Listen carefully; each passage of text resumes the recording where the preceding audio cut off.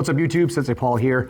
So I just finished recording a lesson for our local leadership team, and someday I'm going to take all this and put it up online for people to be able to absorb and hopefully make useful stuff out of it. But I want to share one. I put a short up video about this a while back, and somebody who actually trains and teaches in her corporate environment said she immediately took the video, great compliment, took the video and shared it to her corporate team and said, we need to use this material. And I was like, wow, that's cool.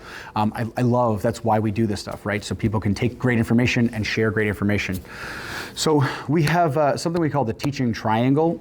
Realistically, it's really just a leadership triangle.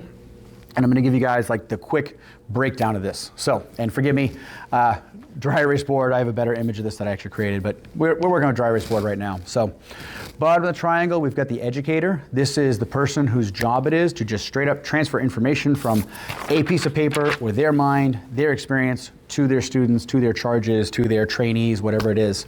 And my favorite example of a strict educator, Ferris Bueller's Day Off. The teacher. We all know what I'm talking about. And if you're watching this and you're young, go on YouTube and Ferris Bueller's Day Off teacher, and you will find a straight transfer of information that is dry toast, okay? That's the point, it's the joke, it was a joke part of the movie, okay? Well, the problem is humans' brains, when they are not stimulated, shut off. Now, I understand there's a lot of people who are watching this who are great learners who are going to say, well, it doesn't matter how boring the teacher is. If you care about it, if you're a good student, you can learn. And you're right. However, dealing with a lot of students over a lot of years, 17 and a half years of running my own academy, I got to tell you guys, you have much greater likelihood of getting the information to the students that you want them to learn if you hit some of these other things on the triangle. So let's talk about this side first, because I believe the majority of where we live is on this side. This is the entertainer / subtext, the cheerleader. As an entertainer, as a cheerleader, your job is to pump up the people that you're working with. Make it engaging, make it exciting. I'm gonna call out a person who will never watch this video. I'm not gonna mention any names, but I had an art history teacher at Boston College who, all here, right, does not understand these other topics. This person, I'm not gonna say he or she, 1000% understood their topic. Real pro, right? The fluted this of the columns of the Greeks and the Romans, like that little tiny tidbit stuck in my head and I remember nothing else about the semester. And I tried really hard. I consider myself kind of a nerd. There were people snoring openly in that class. I wish I could have imparted a little upon this if I had any of that experience back when I was 19 years old. So the entertainer, the cheerleader, their job is to, we talk about active listening here, engage the students where they are. Bring energy to it, bring enthusiasm to it. I don't personally, as an individual, care a lot about art history, but if you made it history and explained some of the cool reasons that this stuff developed, I don't know. I'm sure there's ways to get even my brain that doesn't care a lot about this stuff to care more about it, okay?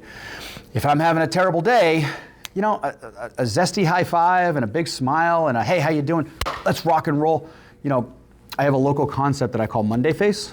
My adult students come in sometimes 6:30 or 7:30 at night, and they are wearing Monday all over them like a shrouded veil, right? Maybe they had a bad weekend, or maybe they just had a long day, just drained the crap out of them, and they got Monday face. And when I got, all right guys, you guys got Monday face, big smile, like guys, it is time for you to get a little sweaty. Because I know with a huge smile on my face that my enthusiasm and my energy will act as the battery to juice up that class, bring them up, and I want them walking out of here in a better mood and a better mindset than when they walked in here. That's our idea. Let's talk about this other guy, drill instructor. A pure entertainer is a clown, okay?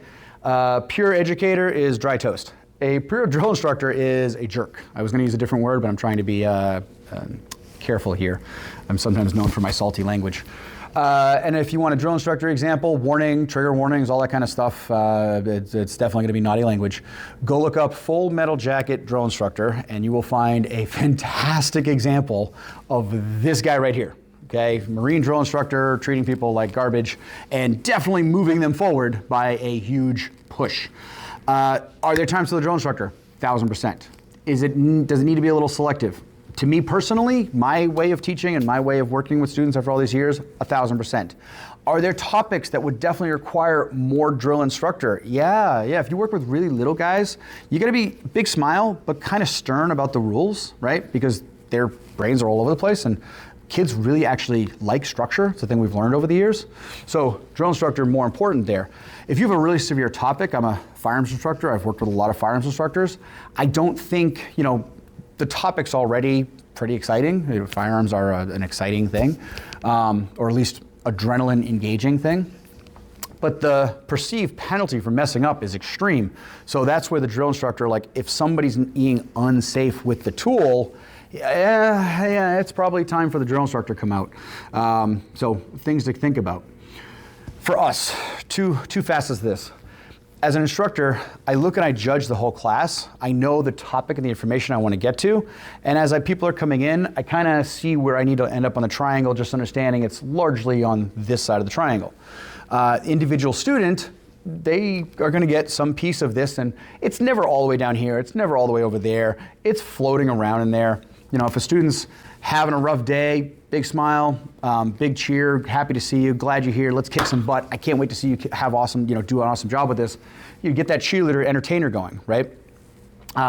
Student is being unsafe on the mat with another student's body. In the martial arts world, obviously the penalty for that's very high. I'm kind of big on students respecting each other. So if they're being disrespectful, you'll see kind of grumpy sensei, and that's when the drill instructor guy comes out. Or if, I'll give you a relative example. We do a forward shoulder roll here as part of our jiu-jitsu, judo type training. And in the forward shoulder rolls, I don't know, the kids have fallen off a cliff in the last 5 years.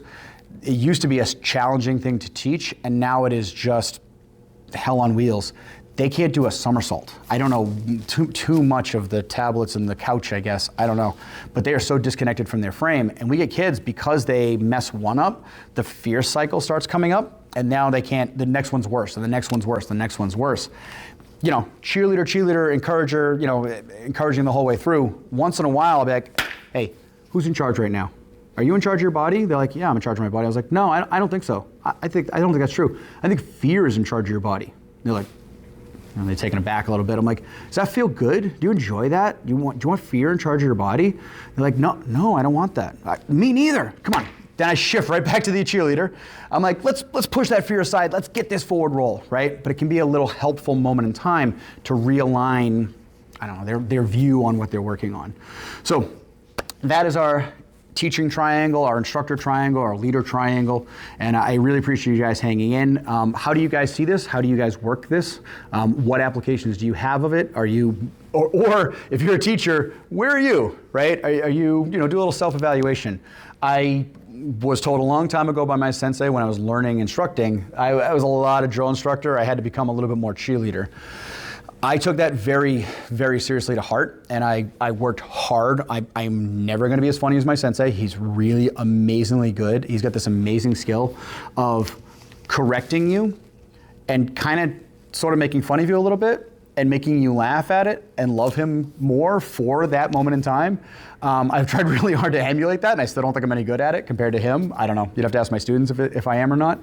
But that is a combination. That's like the beautiful blending of all of this It's like if you could be directly in the middle, that's what that is. And I think as an instructor, I try to bounce around as need be. I know at the beginning, I was a lot of drill instructor. I try really hard to be on purpose that enthusiastic, look forward to person, that energetic person in people's lives. And if I'm having a bad day, it's my problem. Okay, I have this thing I was taught. If you're in charge, your problems are your problems.